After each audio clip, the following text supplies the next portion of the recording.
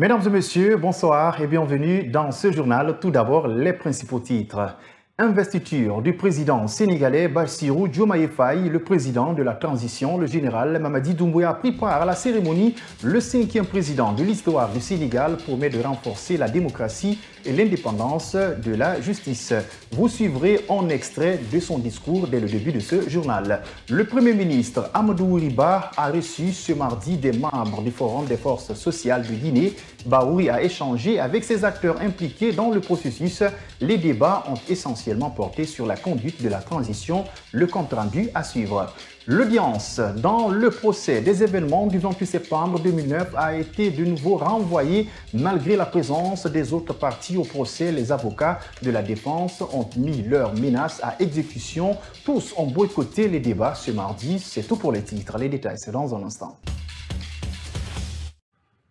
Bonsoir, bienvenue sur KVTV. Le président de la transition, le général Mamadi Doumbouya, a pris part à la cérémonie d'investiture du nouveau président sénégalais Bassirou Diomaye Faye, élu à l'issue du scrutin présidentiel du 24 mars 2024, a prêté serment ce 2 avril 2024 et réaffirme sa main tendue à tous les partenaires du Sénégal dans le respect de la souveraineté de son pays. Je vous propose de suivre un extrait de son discours. Je mesure le poids de la responsabilité et la gravité de la charge, et qu'il me soit permis de rendre grâce à Dieu Tout-Puissant, le Maître des destins, et d'exprimer ma profonde gratitude à ma famille pour son soutien indéfectible et surtout au peuple sénégalais pour la confiance placée en moi. Ce grand peuple que nous sommes, au prix de vies perdues, de blessures irréversibles, de libertés confisquées, de carrières brisées, a démontré à maintes occasions et dans des moments critiques son attachement à la paix et aux valeurs républicaines. Aux côtés de mes pères africains, je réaffirme l'engagement du Sénégal à renforcer les efforts déployés pour la paix, la sécurité, la stabilité et l'intégration africaine. Aux pays amis et aux partenaires, je réitère l'engagement et l'ouverture du Sénégal à des échanges respectueux de notre souveraineté, conformes aux aspirations de notre peuple, dans un partenariat mutuellement gagnant. Le Sénégal, sous mon magistère, sera un pays d'espérance, un pays apaisé, avec une justice indépendante et une démocratie renforcée. Dans l'actualité nationale, le Forum des forces sociales de Guinée a été reçu en audience ce mardi par le Premier ministre Amadou Riba, une audience qui s'inscrit dans le cadre des séries de rencontres avec les acteurs sociopolitiques. Au centre des débats, la conduite de la transition. En Soubaïlo Baldé pour plus de détails. La rencontre a effectivement eu lieu entre les représentants du Forum des forces sociales de Guinée et le Premier ministre Baouri. Mais à cause du calendrier chargé pour le Premier ministre, les discussions ont été suspendues, ce qui n'a pas permis aux visiteurs d'exposer leurs préoccupations aux locataires du Palais de la Colombe. La rencontre est renvoyée à une date ultérieure. Danso Camara, membre du Forum des forces sociales de Guinée, promet qu'ils feront un mémorandum avant la prochaine rencontre avec le Premier ministre. Avant la prochaine rencontre, déjà, on fera un mémorandum. En tout cas, tout ce que, comme on l'a toujours fait déjà avec les autres PM qui sont partis, on a toujours fait le mémorandum et on le fera encore pour la prochaine fois et on fera, en tout cas, vous savoir le contenu de notre mémorandum. En tout cas, tout ce qui va au-delà du respect des engagements, nous ne le soutenons pas. Voilà, donc c'est aussi simple que ça. Les responsables du Forum des forces sociales de Guinée ont des préoccupations à dire au Premier ministre Baouri. C'est notamment le respect des engagements pour un retour à l'ordre constitutionnel. C'est qu'il y a, en tout cas, au niveau du Forum des forces sociales, tout ce qui est le respect des engagements, et nous les soutenons à bras le corps. Mais au-delà de ça aussi, franchement, on est désolé, n'est-ce pas, de le soutenir. Voilà, il y a eu des engagements qui ont été pris depuis au début de cette transition. S'il s'agit toute action allant dans le sens du respect, n'est-ce pas, du chronogramme de la transition, par exemple, du respect du contenu, n'est-ce pas, de la transition, voilà, nous, Forum des forces sociales, nous soutenons ça. Mais au-delà maintenant, franchement, nous ne soutenons pas. Depuis sa nomination, le Premier ministre multiplie les rencontres pour une prise de contact avec les acteurs impliqués dans le processus du retour à l'ordre constitutionnel. Vers le glissement du chronogramme de la transition, les forces vives de Guinée ne reconnaîtront plus le CNRD après le 31 décembre 2024. Dans une déclaration rendue publique ce mardi, le bloc composé d'entités politiques et d'acteurs de la société civile s'oppose à tout projet de rallonger la transition jusqu'en 2025.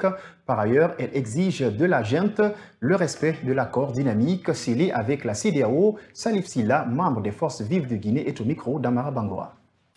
De façon concrète, nous demandons à ce que le CNRD respecte d'abord ses propres engagements face au peuple de Guinée, face à la CEDEAO et même à travers le CNT, et que le CNT rappelle au CNRD que les 36 mois finissent le 5 septembre 2024. Donc nous considérons que après le mois de septembre 2024, on ne parlera plus de transition en Guinée. Quand vous regardez la déclaration, nous avons attiré l'attention de la communauté nationale et internationale. La Guinée n'est pas amputée de ces organes-là. La Guinée n'est pas seule sur cette terre. Donc nous allons, à l'approche de la date, nous allons écrire à ces entités-là, à l'ONU, à la CEDEAO, à tout le monde, à l'Union africaine. Maintenant, si en dépit de tout ça, là, on ne respecte pas et personne ne bouge un petit doigt, nous serons obligés d'utiliser les moyens légaux qui nous permettront de rappeler la junte à l'ordre. Nous l'annoncions dans nos précédentes éditions d'information, la chasse aux immigrés se poursuit en Égypte depuis plusieurs mois. Des femmes de nationalité guinéenne vivant dans ce pays arabe sont inquiétées. Elles sont nombreuses à se retrouver à la police de l'immigration égyptienne et parmi elles, plusieurs sont victimes de maltraitance. Dans une interview accordée à notre rédaction, la première secrétaire chargée aux affaires extérieures du bureau exécutif des femmes guinéennes d'Égypte brise le silence. Mamessa Tatawel Kamara. Mariam Mané est la première secrétaire chargée aux affaires extérieures du bureau exécutif des femmes guinéennes d'Égypte. Elle vivait il y a quelques mois sur le sol égyptien. Victime de maltraitance de la part de la police migratoire, faute de documents de séjour, elle est finalement rentrée au bercail. Il y a les cas de viol, mais hors de la prison, mais pas dans les prisons. Donc ces femmes-là sont franchement maltraitées. Vous ne dormez pas, c'est à tour de rôle, 3 à 4 heures. Et puis, sur le côté aussi, que ce soit gauche ou droite. Tout le monde a été victime, tout le monde est victime. Donc la situation n'est pas du tout facile, elle est difficile. Il y a les femmes qui sont emprisonnées, les nourrices, et même les enfants font partir. Donc il y a celles qui ne sont pas emprisonnées, mais c'est comme si elles étaient en prison, puisqu'elles sont assiégées à leur domicile, par peur de sortir et d'être attrapées par la police migratoire égyptienne. Comme elle, plus de 1000 Guinéens vivant sur le territoire égyptien veulent rentrer au pays. Mariam Mané plaide auprès des autorités guinéennes. C'est le but même de nos sorties sur les différentes antennes du pays. C'est d'une doléance même que nous demandons à l'État de venir en aide. Ce sont vos enfants, ce sont comment dirais-je, vos tantes, puisque ce sont des femmes. Donc, s'il vous plaît, nous demandons de venir en aide. C'est un appel solennel que nous lançons à l'État, au président de la République, président de la transition, le général El Haj Mamadi Doumbouya. S'il vous plaît, nous attendons tous les Guinéens et tous les Guinéennes qui vivent sur le territoire égyptien nous attendent. Donc, ils espèrent franchement que vous allez réagir positivement. Depuis début mars, au moins 50 jeunes femmes sont incarcérées dans les prisons égyptiennes, parmi elles des nourrices.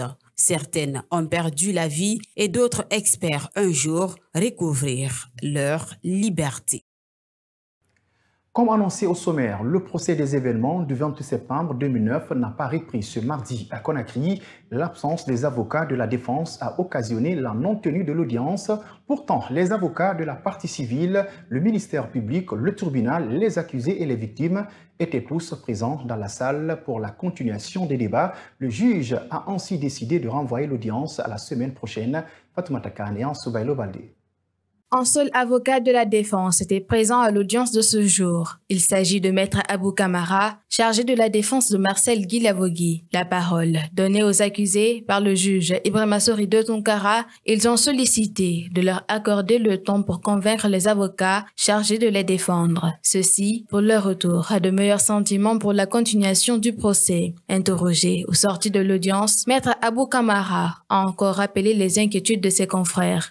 Nous demandons que nous soyons entendus dans nos demandes, dans nos requêtes, pour que le tribunal puisse accéder à nos préoccupations.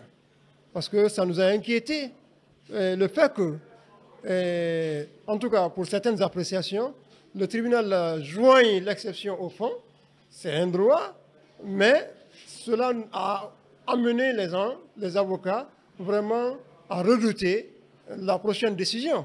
Donc c'est un peu ce qui nous a amené. Du point de vue droit, je ne vais pas rentrer dans ces explications ici. Parce que bon, ça je m'en réserve. C'est la deuxième audience boudée par les avocats de la défense depuis la demande de requalification des faits par le ministère public. Pour Maître Alpha Amadou Esba, avocat des victimes, une alternative est donnée au tribunal de trouver solution si toutefois les avocats ne reviennent pas à de meilleurs sentiments. Mais ce qui est important, c'est que le tribunal prendra toutes ses responsabilités si le lundi prochain la défense refuserait de venir à l'audience, puisqu'il y a la possibilité pour le tribunal de commettre d'office des avocats et surtout que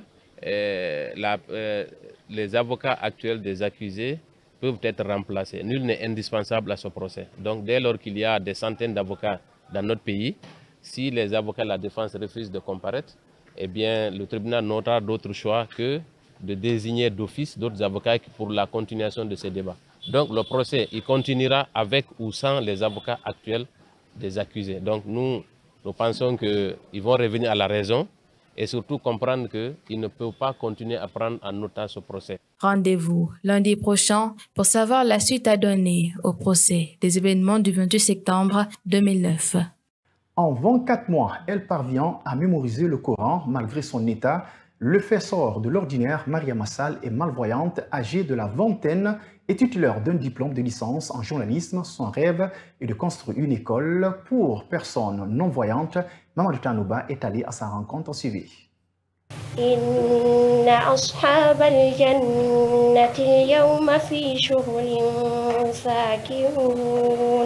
Le Coran, c'est son passe-temps favori.